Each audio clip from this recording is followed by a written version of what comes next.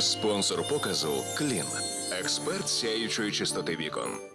Підмочила й не втекла ще. Ця погода найкраща. Мокро-сніжна, без спокою. Вже ж не буде в нас такої.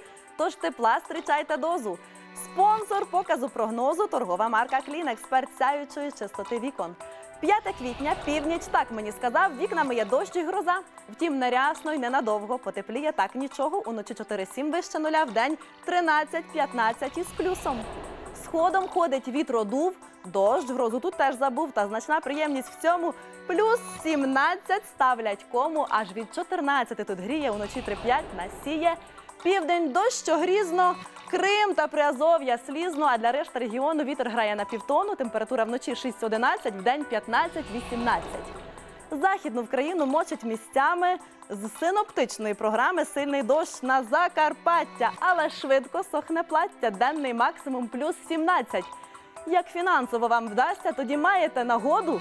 Спонсорує цю погоду Музенідіс Тревел, провідний туроператор по Греції. Тепло-сухохмарні зміни йдуть до центру України. 15-17 вище нуля. Опади сумнівні врешті, тож зяті чекайте тещі. І дощем рясним грозиться мокра у четвер столиця. Небо стогне сивохмарне, на термометрі все гарне. Вдень буде плюс 15, уночі плюс 5 для пустих міських алей. А погода ТСН.UA описав ваш день і ранок. Поміж безлічі Тетянок Коваленко я одна є. Отже, щиро вам бажаю не чекати ласки з неба, а почніть тепло із себе. Спонсор показу Клін. Експерт сяючої чистоти вікон.